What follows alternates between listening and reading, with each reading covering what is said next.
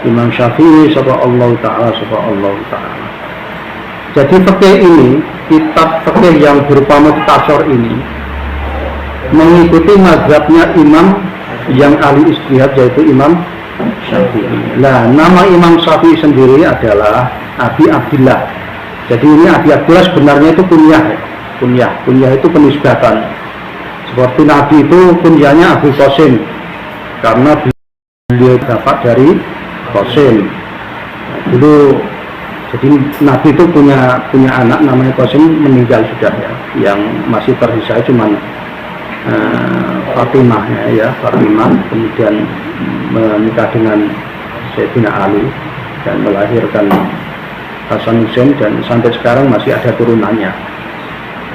Tapi selain Fatimah itu sudah meninggal semua. Nah, termasuk diantaranya ya Qasim itu. Kemudian Nabi itu sudah terkenal sekali, dijuluki sebagai Abdul Qasim, itu terkenal. Ya, seperti ini Imam Syafi'i juga terkenal dengan julukan Abu Abdullah karena beliau, kalau dilihat sini ya, ini sejarahnya kurang betul saya, tapi kalau dilihat dari namanya ini berarti Imam Syafi'i itu punya anak namanya Abdullah ya. Kemudian nama Imam Syafi'i sendiri itu Muhammad. Ini kalau dilihat dari penamaan di sini begitu, Abu Abdullah Muhammad bin Idris. Nah, berarti Pak Idris ini ayahnya Imam Syafi'i yang bernama Pak Muhammad tadi ya, bernama Muhammad. Nah, kemudian Asy-Syafi'i ini ya, nanti ada keterangannya di belakang nanti. Anhu rahimahullah ta'ala wa radiya lan mugi ridhoni. Wa radiya ini atofnya maring atau rahimah. Anhu saking Syafi'i. Ayma tegese ma ini maksudnya lafal radiya. Yaitu radiyallahu anhu ma ing perkara. Zahata kang wis nandangi utawa lumaku ilahi maring ma. Zahata kang nandangi sapa Imam Syafi'i ilahi maring ma, dadi failnya itu ke Imam Syafi'i itu. Minal ahkami bayane saking kira-kira hukum. Fil masaili ing dalam kira-kira masalah. Ya. Masalah ini sebenarnya isim dari munsharif ya, cuman kalau dia itu memasukkan al menjadi munsharif. Jadi mestinya kalau tidak ada al itu fi masailah. Tapi karena dia itu kemasukan al menjadi fil masail. Wa Idris utai Pak Idris itu waliduhu, itu wong tuane Imam Syafi'i. Jadi Muhammad bin Idris. Jadi Pak Idris ini orang tuanya Imam Syafi'i. Dua utawi Pak Idris itu Ibnu Abbas, namanya Ibnu Abbas bin Utsman bin Syafi' bin As-Sa'id bin Abdi Yazid bin Hashim bin Al-Muttalib bin Abdi Manaf ya.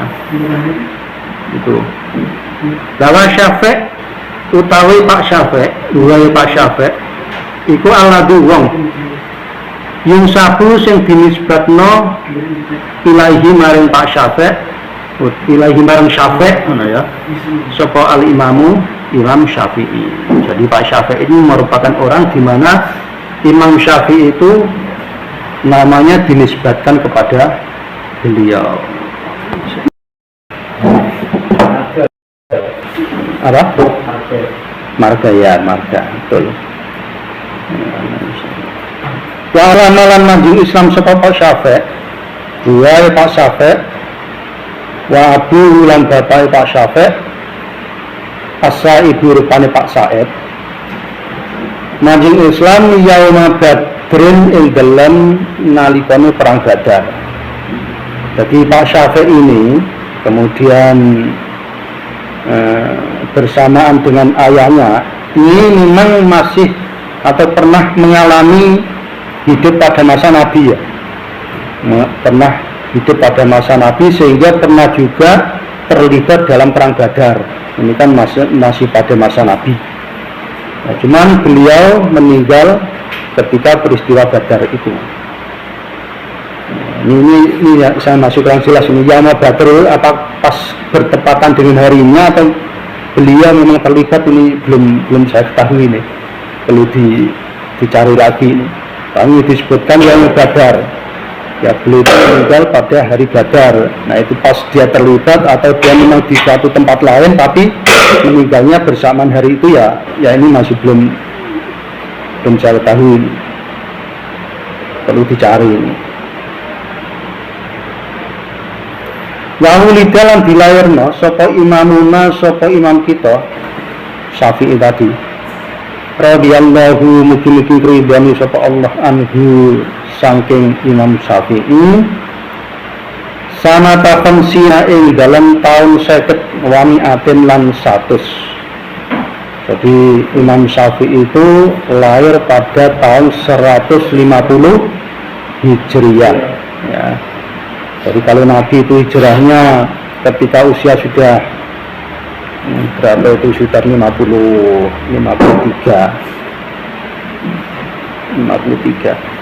Jadi hitungnya dari situ. Jadi ya belum jauh juga sebenarnya. Ini masih generasi tabi'in, masih generasi tabi'in. Ya. Tabi'in setelahnya sahabat. Waktu fialan kapundhut sopo Imam Syafi'i. Jadi itu wafia itu berasal dari kata wafa, iwafi, kemudian dibuat majhul. Nah, kemudian nama wafia itu sudah digunakan sebagai suatu kalimat yang lazim untuk mengatakan seseorang yang meninggal, itu wafia. Gitu. Jadi kata-kata kadang-kadang seperti itu. Misalnya di Indonesia sendiri itu ada kata almarhum. Itu mau orang seperti apa namanya juga almarhum. Nah, ya pokoknya agar orang sekira-kira mati namanya almarhum. Yaumul Jum'ati diput ing dalem dina Jumat. Sal Rajaba ana akhire wulan Rajab. Jadi Imam Syafi'i itu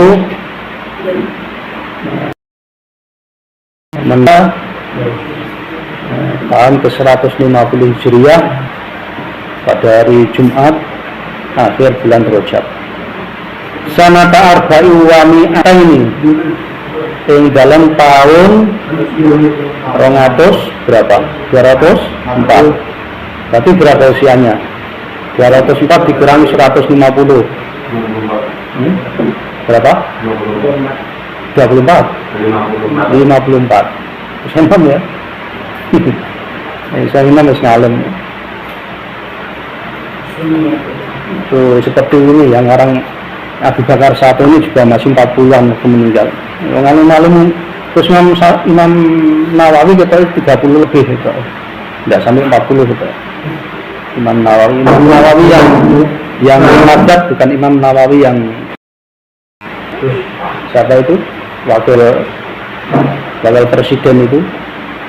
Bukan itu, nah itu. Jadi Pak Ma'ruf Amin itu penyambang namanya juga Nawawi yang ngarang kitab-kitab yang banyak beredar di Indonesia itu, kitab kecil itu. Kemudian yang ngarang tafsir Munir itu juga beliau. Tapi bukan Imam Nawawi yang itu, bukan Nawawi itu. Ini Imam Nawawi yang generasi masih jauh sebelumnya. Iya, itu yang Banten yang terakhir itu, yang ngarang kitab kecil-kecil itu seperti Masuk Ibrahim itu kayak sepertinya karangan beliau. Rodulan, Ketoe loh. Kalau tafsir Al-Munir itu memang karangan beliau. Nah, yang ini yang ngarang kitab Majmu' itu termasuk ya Imam Madzhab juga, generasi setelah Imam Syafi'i. Kitab Majmu' itu berapa jilid? 30 jilid atau berapa itu? Kalau sekarang harganya ya sekitar mahal pokoknya. Nyampe lalu 10 juta nyampe pokoknya.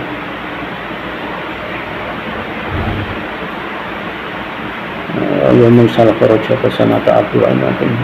Wasanna itu, ya, jadi Imam Syafi'i itu dilahirkan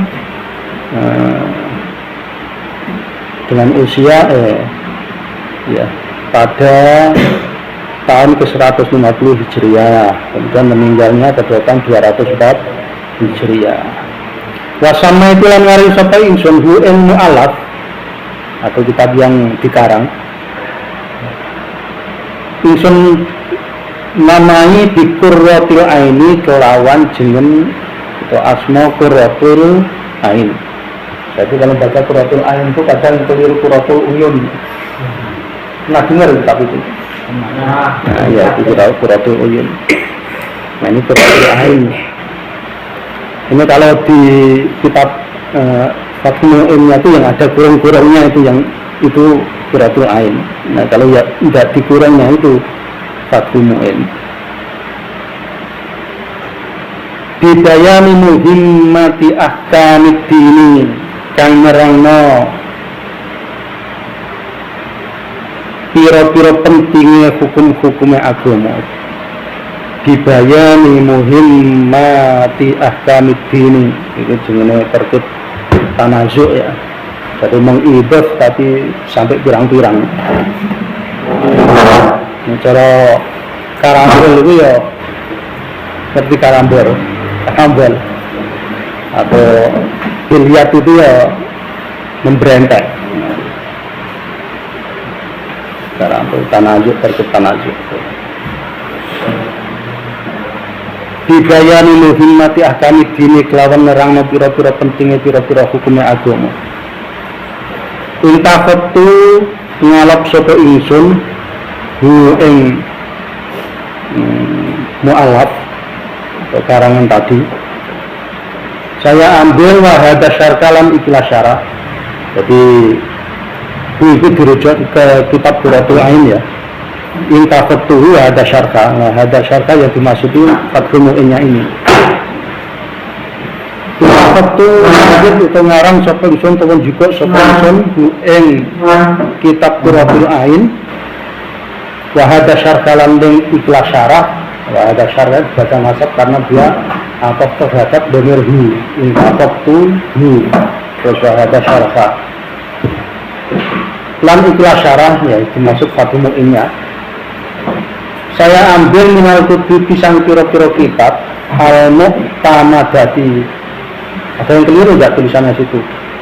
Begitu semua ya, al-mu'tamadati. Soalnya ada tulisan situ yang keliru. Al-mu'tamadati sing iso digawe tetanggenan utawa sing iso dipercaya. Nah, jadi kitab Qurratul Ain, kemudian syarahnya juga itu saya ambil dari kitab-kitab yang mu'tamad, kitab-kitab yang bisa dipertanggungjawabkan. Sing kitab-kitab kuli syekhina kadwene guru kita. Khatimatil muhakkikina sing dadi pungkasane pira-pira ulama-ulama kang ahlinya tak kabeh. Syihabuddin rupanya Syekh Syihabuddin Ahmad bin Hajar Al-Haytami atau sering disingkat dengan Ibnu Hajar Al-Haytami. Jadi karya-karyanya Syekh Zainuddin Al-Malyabari. Syekh Zainuddin Al-Malyabari itu seorang ulama dari India. Nah, kemudian beliau itu di dalam mengarang kitabnya berupa Qurratul Ain dan Fathul Mu'in ini didasari atas kitab-kitabnya gurunya. Nah, ini sebenarnya salah satu gurunya, bukan kok cuman ini saja gurunya, salah satu gurunya. Jadi gurunya itu sebenarnya banyak, cuman yang dijadikan atau yang sebut-sebut di kitab ini ya ini Ibnu Hajar Al-Haytami. Jadi ini perlunya kita ngaji kitab seperti ini begitu. Kitab ini itu dikarang melalui atau didasari kitab-kitab pendahulunya. Terus begitu. Nah misalnya Syekh Ibnu Hajar Al-Haytami itu punya guru namanya Syekh Zakaria Al-Ansori. Salah satu gurunya itu. Dan beliau ini yang terkenal dengan kitabnya itu Fathul Wahab.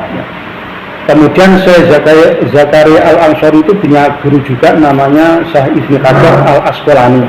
Ini juga seorang ulama yang cukup alim. Jadi ilmu ini bersanad. Ilmu ini ada riwayatnya. Ada riwayatnya. Itu kenapa kita penting sekali mengaji kitab seperti ini. Jadi kitab-kitab ini bisa dipertanggungjawabkan akan kadar keilmuannya nanti bisa sampai Kanjeng Nabi, karena itu tadi sanadnya itu terus naik. Jadi bukan asal-asalan.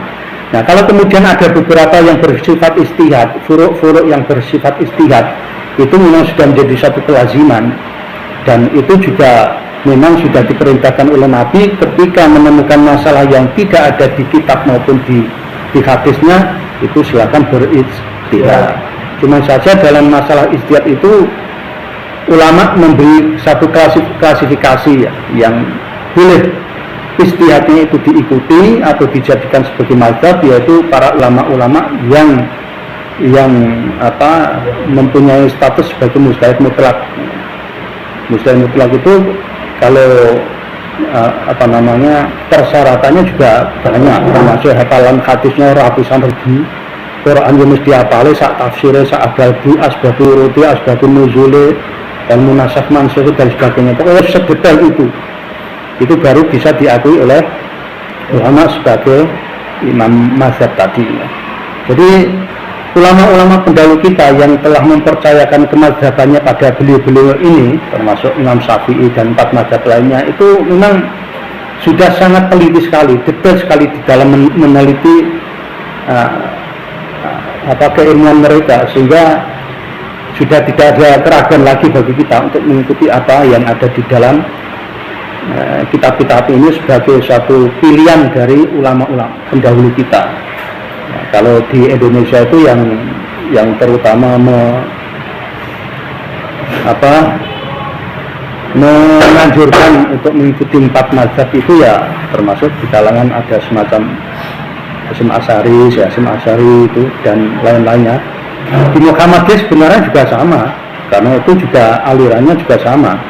Meskipun ada beberapa perbedaan dalam masalah furu'iyah, tapi pada dasarnya mereka itu sama saja. Kan bingung.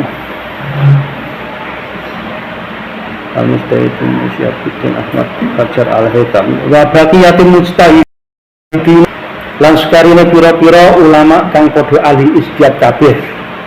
Jadi kitab yang saya karang ini perkaraan Zainuddin, saya dasari dari kitabnya guru-guru saya, termasuk Ibnu Hajar Al-Haytami, kemudian ulama-ulama mustahid setelahnya. Misli Wajihuddin, sepadane Syekh Wajihuddin Abdurrahman bin Ziyad Az-Zabidi radhiyallahu anhuma. Itu termasuk ulama-ulama al-mustahidin yang dijadikan dasar rujukan oleh Syekh Zainuddin di dalam mengarang kitabnya. Radhiyallahu anhuma. Wa syekhina. Jadi syekhina itu guruku. Berarti ya mbah gurune guruku. Wa syekhi masyayikhina Syekhul Islam. Masyayikhina. Wa syekhi masyayikhina. Itu tasmiyah itu ya. Wa syekhi masyayikhina. Dan guru lorone guruku. Syekhi masyayikhina. Lan guru lorone pira-pira guruku, masyayikhina jamak. Lan guru lorone pira-pira guruku. Syekhul Islami rupani Syekhul Islam Al-Mujaddid Zakaria Al-Ansari wal Imamil Amjad Ahmad Al-Mujaddid Az-Zabidi. Rupani Syekh Zakaria Al-Ansari, terus Imam Al-Amjad Ahmad Al-Masdi Az-Zabidi. Rahimahuma mugi-mugi melasi huma ing Syekh Zakaria karo Syekh Zabidi sapa Allah Ta'ala. Wa ghairihim lan liyane kabeh huma. Dan selain mereka, ini yang dijadikan referensi atau rujukan oleh Syekh Zainuddin di dalam mengarang kitabnya. min muhakkikil mutaakhirina saking pira-pira ulama-ulama kang ahli nyatakake kabeh, ulama-ulama terakhir, ulama-ulama akhir periode mutaakhirin sing padha ahli nyatane kabeh. Mutamikan kali tetanggenan alama ing atas perkara jazana kang wis mantepi di iklan ma sapa Syekhul Mazhabi, sapa Syekh lorone mazhab An-Nawawi rupane Imam Nawawi war Rafi'i lan Imam Rafi'i.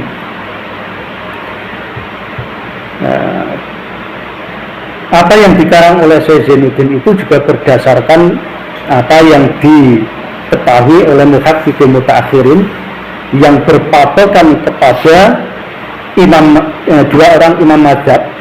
Ini masih generasinya, masih mazhabnya Imam Syafi'i ya. Jadi boleh dibilang imam yang mewakili ya, imam yang mewakili mazhabnya Imam Syafi'i, dua orang ini yaitu Imam Nawawi dan Imam Rafi'i. Jadi ketika disebutkan Syekhani di dalam kitab ini, maka yang dimaksud adalah Imam Nawawi dan Imam Rafi'i. Tapi kalau yang dimaksud Syekhani di dalam ilmu hadis, di dalam hadis itu Imam Bukhari dan Imam Muslim ya, begitu ya. Fan-Nawawi Fan-Nawawi ala di Syekhuna alama jazabi Fan-Nawawi. Jadi gini, di dalam mengambil satu keputusan hukum itu paling diutamakan adalah pendapatnya dua imam mazhab yaitu An-Nawawi dan Imam Rafi'i. Ini kalau di dalam ahli jajaran Imam Syafi'i. Nah setelah kedua itu baru Fan-Nawawi, kemudian baru pendapatnya Imam Nawawi sendiri. Jadi kalau ada pendapat-pendapat misalnya di antara ulama imam-imam mazhab, itu yang didahulukan pendapat yang disepakati oleh Imam Nawawi dan Imam Rafi'i ya. Nah setelah itu belum ada, maka kemudian baru turun ke pendapatnya Imam Nawawi sendiri. Jadi kalau diukur tingkat kekuatan hukumnya, itu yang disepakati Imam Rafi'i dan Nawawi, baru kemudian yang disepakati Imam Nawawi sendiri. Baru itu. Jadi misalnya ada dua pendapat, maka itu yang diambil. Kalau memang itu disepakati dua imam tersebut itu kuat. Tapi kalau tidak ada, ya maka yang dijadikan sebagai atau yang digunakan sebagai rujukan ya pendapatnya Imam Nawawi saja. Ya, gitu. Famuhaqqiqul mutaakhirina mongko banjur piro-piro ahli tahqiqe ulama mutaakhirin radhiyallahu mubil ridhani sallallahu anhum sing muhaqqiqul mutaakhirin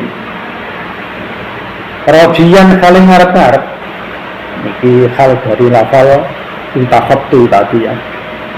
Jadi saya mengarang ini rajian kali ngarep-ngarep dengan berharap min rabbina saking pengiran kita ar-Rahman kang duweni sifat Rahman, sifat welas. Rajian ayyang tafi'a. Nah, ini menjadi maf'ul dari lafal rajian. Ayyang tafi'a ing jentu lamun bisa ngalap manfaat di kelawan hadal kitab untuk mu'alaf tadi sapa al-zikya kira-kira wong kang padha duweni akal. Ayen ukula utika kira-kira wong kang. Jadi dengan berharap kitab ini nanti bisa disembadani para Gusti Allah menjadi rujukan para azkiya. Ya, itu ayang tafnya itu bisa menjadi rujukan, bisa dimanfaatkan oleh para azkiya, ya, termasuk para santri seperti Pulau Santan ini, para ya bisa masuklah kategori azkiya. Ya. Wa al-tafiro. Soalnya orang azkiya, orang duanya akal berarti gendeng jalan kan. Nah, gitu. Wa al-tafiro lan jento lamun bisa dadi anteng bihi kelawan ikilah kitab ayel disabab tegese kelawan sebab hadal kitab apa aini beripat ingsun yudan besok ing dalam dina kiamat ayel yaumal akhiri tegese ing dalam dina akhir.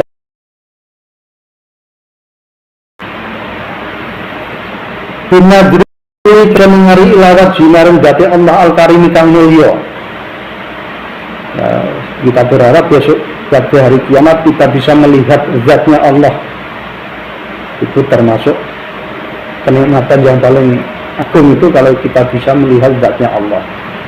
Ya kalau di terus Gusti Allah apa bisa dimengerti ya? Pokoknya secara sesuai dengan hukumnya Allah, kita tidak usah kita sesuaikan dengan hukum kita. Kalau kita ukur secara fisik ya tidak bisa. Gusti Allah itu dari memasalatil relatif. Gusti Allah itu tidak bisa disamakan dengan makhluk. Ya. Laisa kamitslihi syai'un.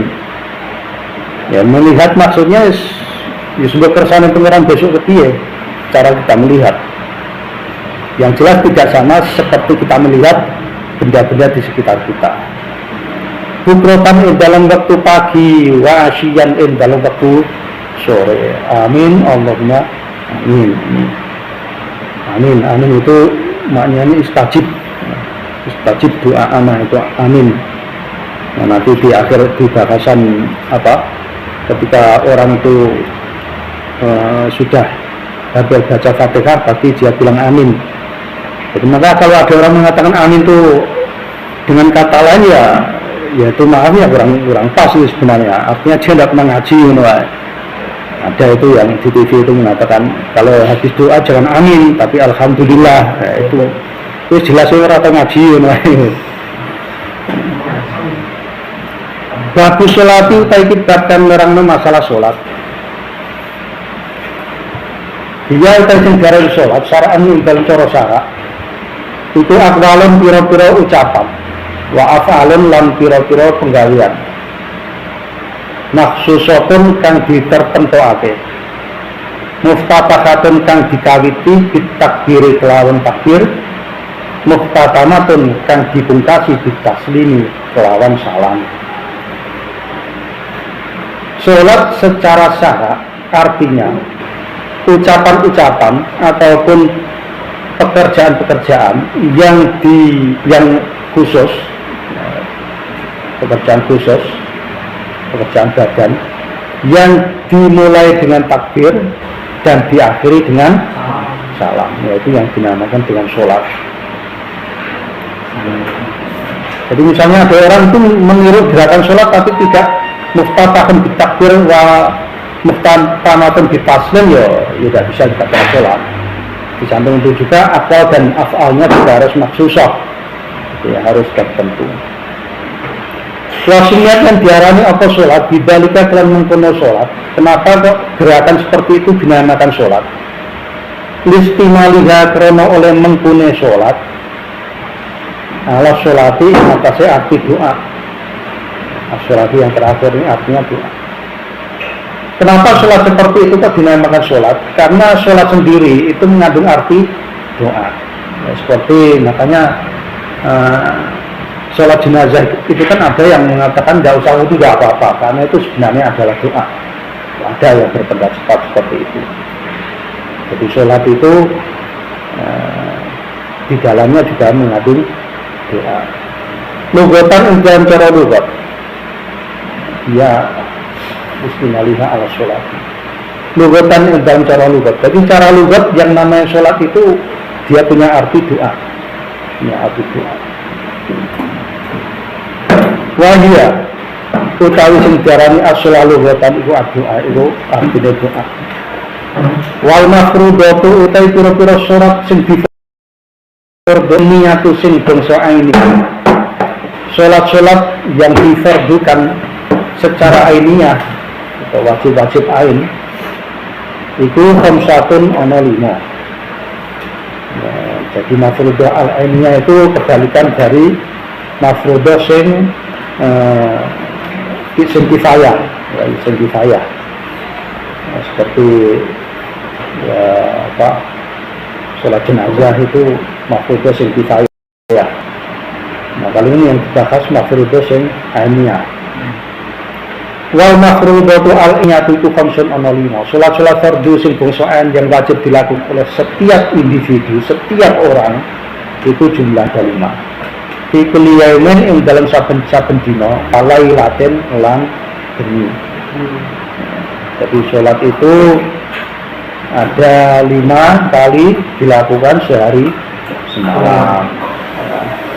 Maklumat tentang diri weroe minat diri saking agama bidarurati kelawan nyoto apa lemah ngatur. Bahwa ini kewajiban yang bisa langsung diketahui. Jadi yang awamnya yang ngerti sholat wajib atau wajib ya mesti ngerti. Maksud darurat seperti itu. Nah, ya. Cate kau ya sebuah kali ngerti sholat wajib atau wajib. Cuma darurat seperti itu. Saya turun menjadi kafir. Soko jahit juga soko wong sing mengingkari sholat. Nah, kemudian orang yang mengingkari terhadap sholat, kewajiban sholat, maka menjadi kafir karena itu kewajiban-kewajiban yang maklum minat diri didaruri. Secara agama itu cekawela-wela itu namanya didaruri seperti itu. Walang tatani hadul khamsulan kumpul opo ikilah sholat 5 liwari nabiyina kedua saliyani nabi kita Muhammad sallallahu alaihi wasallam.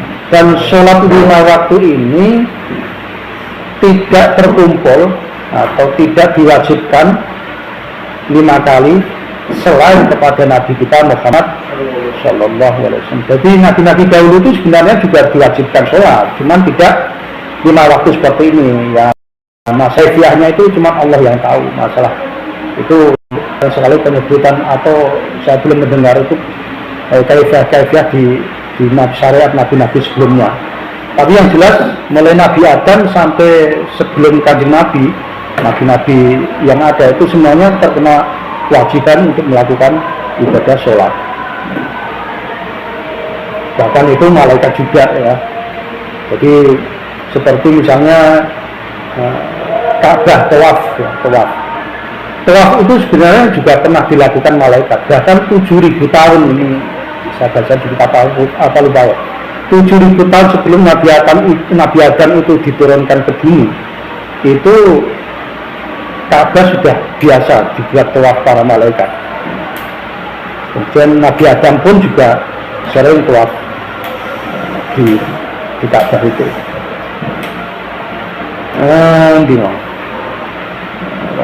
Namanya di negara itu kalau jadi dua orang yang kami adil konsul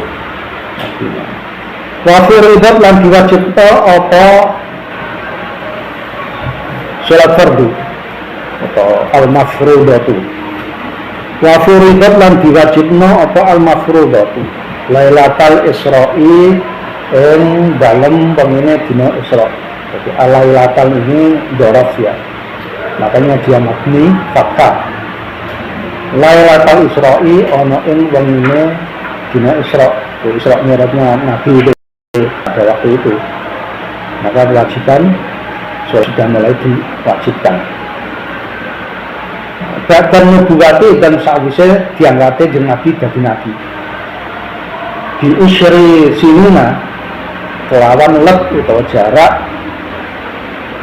10 tahun wa salasatin lan di isri sini dalam jarak 10 tahun wasalah tapi akhirnya ulang telung sasi. Jadi diwajibkannya itu atau Isra itu terjadi, ini khilaf sebenarnya ini khilaf. Ada juga yang mengatakan Isra-nya Nabi tahun ke-5 Hijriah, ke-5 kenabian, ada yang seperti itu. Nah, kalau ini mengikuti pendapat yang mengatakan bahwasanya Isra-nya Nabi itu terjadi tahun ke-10 kenabian lebih 3 bulan ya, lebih 3 bulan. Jadi ini mengikuti pendapat yang itu. Kalau saya dibaca di kitab Madarijus Su'ud itu karangan sarahnya kitab Berjanji itu ada yang mengatakan pada tahun ke-5 kenabian, ada yang mengatakan begitu. Ada juga yang mengatakan setahun sebelum Nabi Hijrah, ada juga seperti itu. Lailatul Sab'i wa Ishrina yang dalam wengine tanggal itu karo 27 ya. Lailatul Sabtu wa Isrina, tanggal itu lan 20, berarti 27 min Rajab saking bulan Rajab. 27 Rajab. Nah, lagunan 27 Rajab Nabi Muhammad Isra, gitu kan. Dari Masjid di Lekarang 27 Rajab itu. Walam tajid lan ora wajib apa subku yaumi tilkal lailati.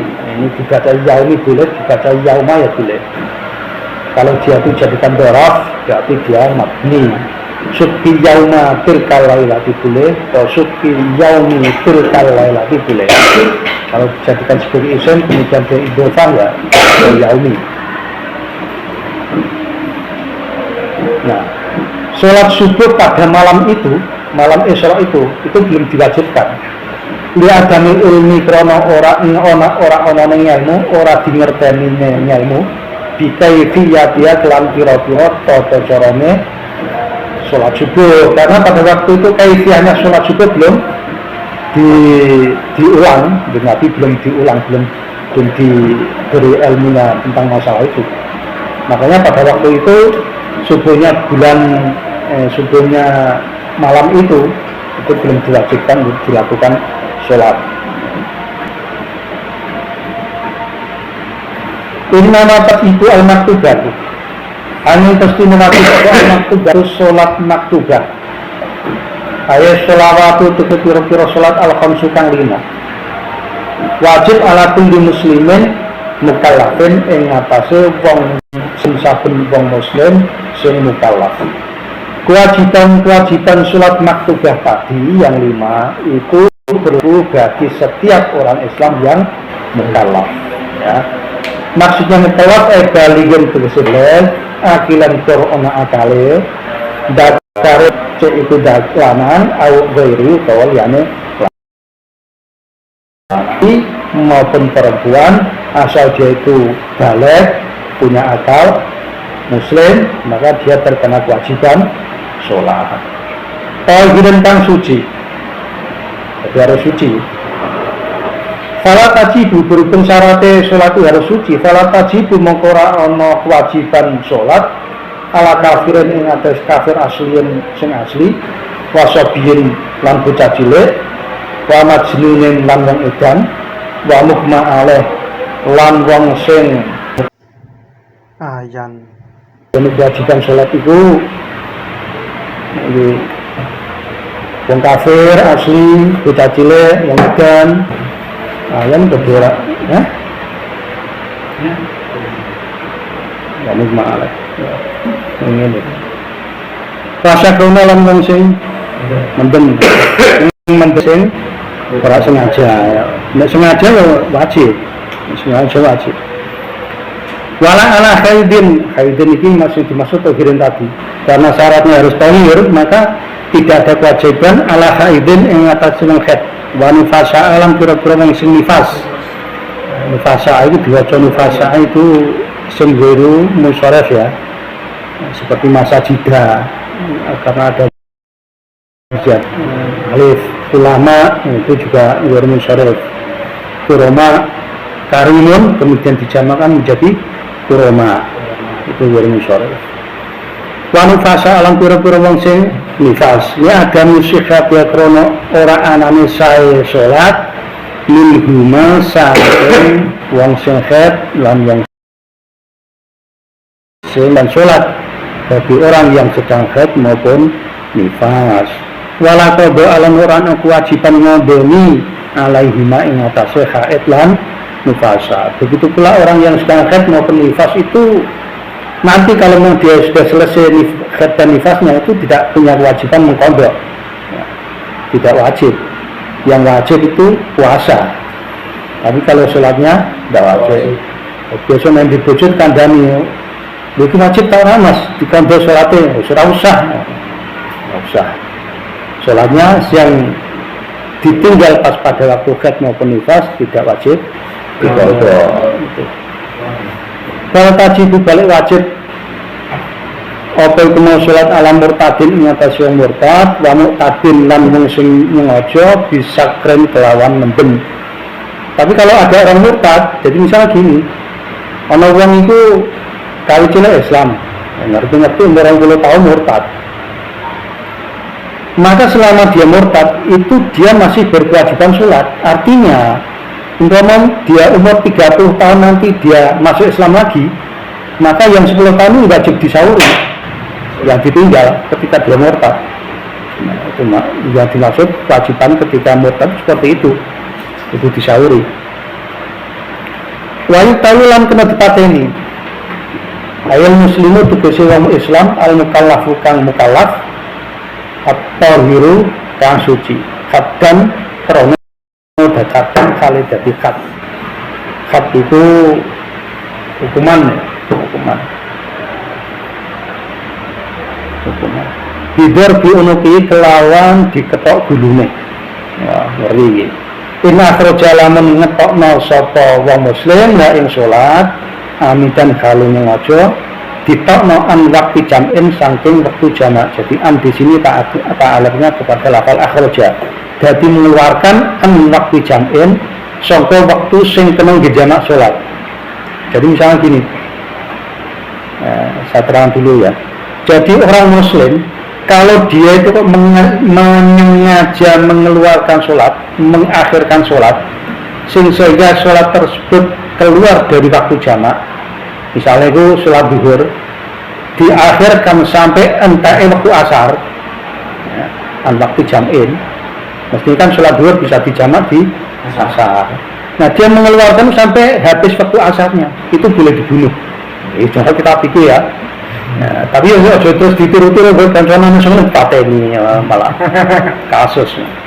Ini maksudnya itu di suatu hukum Islam seperti itu. Dan yang berhak melaksanakan juga penguasa, bukan kita sewenang-wenang begitu ya. Rawlah kancanan di pateni malah repot. Gimana? Ingkana kaslan ingkana lamun ana sapa muslim keset, kalau memang dia itu meninggalkan sholat karena keset, itu boleh dibunuh. Hukumnya pokoknya itu kita masa dilaksanakan tergantung situasinya dan tergantung pemerintahannya.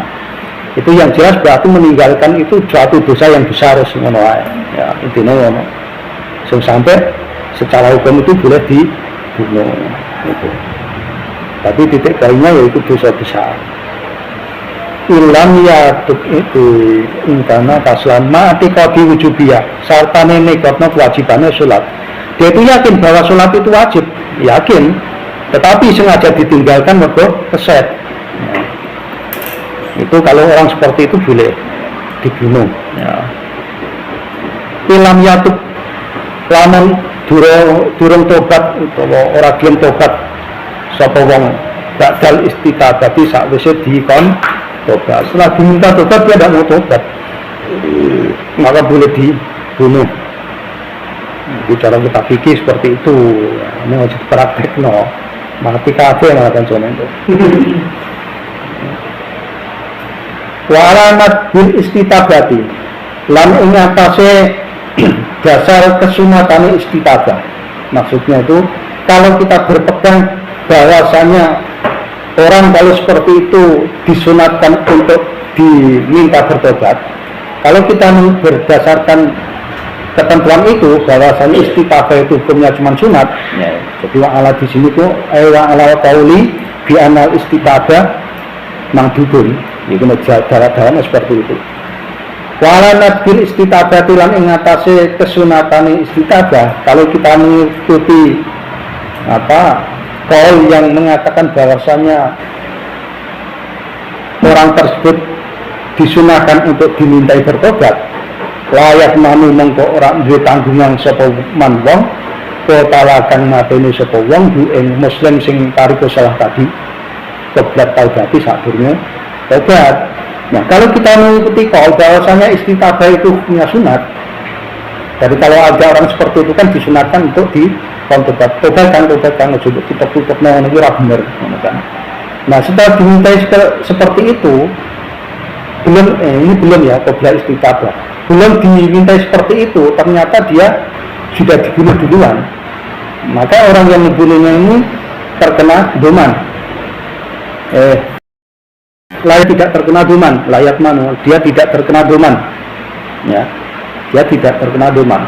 Karena kita berpatokan bahwa istitabahnya cuma sunat. Kebalikannya berarti ini diambil dari mafhumnya. Kalau istitabahnya itu mengikuti qaul yang wajib, ya berarti harus doman. Ini kan cuma kita mengikuti qaul yang sunat, maka tidak doman. Lakin mau tetapi wong sing membunuh mau dengan dia mengikuti qaul madhul istitabah, kesunatannya istitabah saja, jadi istitabah itu cuma sunat, dia tidak doman, tapi dia lakin mau ya samu tetapi ini wong sing mateni mau ya samu kudus ya dosa mutlak, tapi dia tidak doman, tidak wajib mijoli. Masih dari maksudnya gini, nyawa dibayar nyawa, saya kan dia membunuh ya bunuh, maksudnya bukan begitu. Atau kalau tidak, dia harus mengganti dengan sejumlah uang, ya, istilah diat. Jadi seperti itu, kalau ada orang yang sholat itu harus dikontobat dulu, ojo ditutup-tutup kan, itu harus beratobat, ya. Perintah tobat itu tadi, kalau kita mengikuti sunat, ya cuma sekedar sunat, ya. Nah kemudian kalau kita belum melaksanakan, menganjurkan dia untuk tobat, kalau kita kedahuluan membunuhnya, maka kita tidak terkena doman, tapi kita dosa, gitu ya, kita dosa. Itu sing alana bil istitabah. Ini enggak ada keterangan masalah wajib, tapi ini, ya, tapi kalau di kisarannya itu berarti kalau mafhumnya, kalau mengikuti qaul istitabah itu wajib, berarti kalau ada orang yang meninggal wajib diperintah tobat. Maka sebelum kewajiban tobat itu dilakukan, kok kita membunuh, ya kita doman, kita wajib, karena perintahnya untuk istitabah kan wajib. Sementara kita ya sebagai orang yang mengingatkan belum memerintahkan untuk belum menganjurkan untuk tobat, ya berarti kesalahan kita. Maka kalau kita kok membunuh dulu, padahal kita belum menganjurkan dia untuk tobat, maka kita terkena doman. Itu kalau kita mengikuti istitabah itu wajib, seperti itu. Ya semua dibelakang, jangan sesuai pahammu. Itu dulu pahammu. Aku jelasnya ini kita standar kudu orang paham. Ini pahamnya rata ini biasanya kalau di pesantren yang memang fokus itu ada baksul masail, kemudian dibahas. Yang tidak paham mana ditanyakan, seperti itu. Tapi yang memang jamnya terbatas ya saat cukup, mungkin suatu saat nanti ada forum seperti itu, ya, yang bisa menggali lebih dalam. Kalau yusallu wa yusalli alaihi in taraka jahidan dari kali kufran. Wali kali yang kena dipateni sapa wong kufran kale kafir, ya. In taraka yang meninggal sapa wong yang sholat syahidan krono angas. Angas itu dia harus apa istilahnya, memusi, bersifat memusi. Tapi perintah itu saya tidak syahidan itu angas, ngangasi wujudnya kewajibannya sholat. Nah kalau ada orang yang menganggap bahwa perintah sholat itu atau dia meninggalkan sholat itu karena angas, maksudnya angas itu angas itu apa istilahnya, menentang. Nah, tadi kan kaslan, mergo keset, meninggal sholat mergo keset. Nah sekarang, kalau dibunuh itu cuman ya tadi sebagai hak, ya sebagai hak. Tapi statusnya dibunuh Islam, cuman itu hukuman sebagai hak.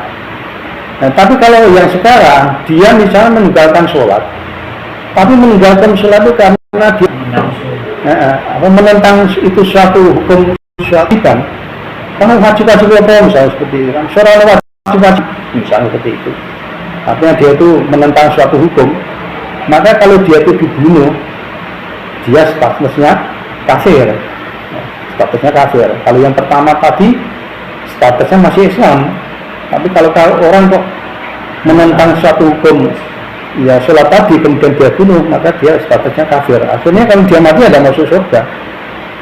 Kalau beda yang pertama tadi, meskipun dia dibunuh, ketika mati dia tetap masuk surga. Dibunuhnya tadi yang pertama sebagai apa istilahnya itu hukuman ya, hukuman. Nah, karena sudah ditebus hukuman ya dia masuk surga. Itu yang pertama. Tapi yang terakhir ini dia menjadi kafir. Ya, mulanya keyakinan itu penting ya. Menganggap sesuatu itu penting. Wa yubadiru man marwa bi fa'idatin. Tak ketemu ya. Fala yusalu mengorap usah didusi. Berhubung dia itu mati dalam keadaan kafir ketika dibunuh karena statusnya, karena dia itu angas terhadap agama, menentang terhadap hukum agama. Fala yusalu mengorap didusi wala yusalli yusallama wala yusallalan ora sah disolati, itu bikin mabni majhul sapa alaihi ngatasé wong. Berhubung dia itu statusnya kafir, maka tidak usah dimandikan, tidak usah disolati ya. Wa yubadiru man mara bi fa'idatin, wa yubadiru lan kudu enggal-enggalan sapa man wong marwa sing wis liwat tadi orang mukallaf dan sebagainya tadi. Bi fa'idatin sebab meninggal sholat wujuban kelawan wajib. Infata lamun kot atau tertinggal atau sholat bila udhurun kelawan tanpa udhur. Jadi gini, orang misalnya tadi kan orang-orang tersebut kan punya kewajiban sholat, mukallaf, sing wis baligh, sing ora dalam keadaan nifas, dan orang yang Islam tidak dalam keadaan mabuk, itu kan punya kewajiban sholat. Nah sekarang kalau sholat itu tertinggal, kalau sholat itu tertinggal, misal itu sudah habis waktunya, itu namanya sholat fa'idah ya. Sekarang dilihat dia itu tertinggalnya karena apa? Karena udzur atau tidak? Kalau dia itu tertinggalnya karena udzur, misalnya ketiduran, tidur mulai saat zuhur sampai asar baru tangi, berarti kan zuhurnya belum, nah, berarti sholatnya diudzurin. Nah kalau sholatnya tertinggalnya itu karena udzur, maka fayalzamu moko wajib diengkong apa al-qadha wa pengadani fon ing dalam sak nalika, maka dia seketika itu wajib ngombe. Jadi sholat zuhur terus ketinggalan terus masuk waktu asar, maka seketika itu dia harus sholat zuhur tadi yang tertinggal harus segera dilaksanakan. Nah, maksudnya seketika itu sholat asarnya yang pada waktu itu sudah masuk waktu itu ditinggal dulu, yang didahulukan yang zuhur tadi ya, gitu ya. Tolong itu sapa Syekhuna guru kita Ahmad bin Hajar rahimahullah taala. Kalau ngendikan ngene, wallahi zuhara utawi tau sing zuhara sing wis perkira sapa apa aladi iku ana sak temene kelakuan iku yalzamu wajib bu ing wong sing tertinggal salatnya tadi. Apa sing wajib? Sarfu jami'i zamanihi gunakna sakabehane wektune wong lil qadha'i krana ngodoni salat. Ma ada sakliyane perkara yahtaju sing butuh sapa wong li sarfihi maring nasarafake ma. Nah iki sine waktu ya fima ing dalam perkara la buta sing ora kena ora apa ma minggu saking wong kita. Ya, aku nama kami yang bulat. Gini, ini menurut pendapatnya Ibnu Hajar. Ya, ini kalau Syekhuna itu Ibnu Hajar al-Haytami. Ya, kalau Syekhuna, menurut poin yang jelas, ketika ada orang itu punya hutang sholat, biasanya, cara bahasa gampangannya, punya hutang sholat, ini asuwati, ini soal ini didelok kok. Kalau dulu ada hutang sholat banyak, maka dia tidak boleh menggunakan waktunya selain untuk membeli sholat. Jadi waktu-waktunya itu selain untuk bukan sehari-hari, bukan makan, juga satu turute. Nah, waktu luang itu kudu digunakan untuk membeli sholat. Nah, itu yang dimaksud sarfu jami'i zamanihil qadha. Semua waktunya harus digunakan untuk sholat. Jadi ada yahtaju li sarfi fi ma la budda min hini selain dari waktu yang digunakan untuk kebutuhan dia, kebutuhan makan, kebutuhan mandi, bukai, kumpul istri dan sebagainya. Selain waktu-waktu itu harus digunakan untuk ngomboni sholat tadi. Ini berarti ya utangnya buruh ini juga dari sini. Wa anna wasakan wong itu yakrimu haram alaihi ing atase wong apa tatawu salat sunat. Kalau dia salat sunat lainnya selain ngomboni malah haram. Utang salat berat ada kok dia barang malah haram. Malah perawian barang haram. Ini dasarnya saya ngomong haram terawian ya. Kalau misalnya utangnya berat, jadi misalnya utang berat bisa jadi itu umur 20 tahun. Kalau maunya misalnya sergap sholat, ada umur 20 tahun atau keseragawian atau kesidikan lain sehingga sampai berutang sholat itu umur 30 lagi sergap. Berarti dia selama 10 tahun dia punya utang sholat. Nah itu harus disauri. Jadi yang coba malah sunat-sunat dilakoni kok dia terawian, malah haram gitu nih. Itu kalau mengikuti dasar ini. Pokoknya semua waktunya harus digunakan untuk ngomboni sholat ya, yang faid itu tadi. Kalau anda yakin hari apa tuh? Wali batiru diingatkan. Itu tadi kalau memang tertinggal sholat karena udur. Ya. Maka bersegera itu hukumnya sunat. Nah sekarang dibalik. Yang belakangnya ini balik. Wayuda dirubihi nadban infata diudrin. Yang tadi itu hukumnya wajib ya, wajib segera karena tanpa udur ya. Wale mau lebih nerangno. Fa'in infata bila udrin itu bersegeranya hukumnya wajib. Kalau dia itu tertinggalnya sholat karena tanpa adanya udur, maka bersegera hukumnya wajib ya.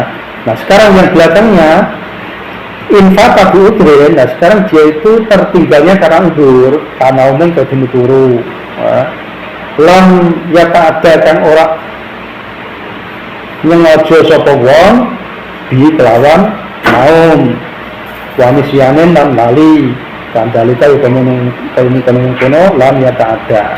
Ya ini hukumnya cuma sunat. Jadi gini, yang tadi dia meninggalkan sholat, tertinggal sholat tanpa udur, itu harus segera.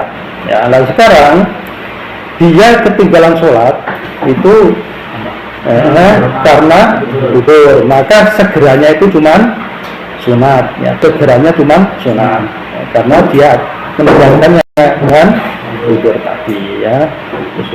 Usanu mau alat visual ya. Itu berapa ini selesai ya, nanti dilanjutkan. Jangan sudah selesai kan ini ya. Assalamualaikum warahmatullahi wabarakatuh.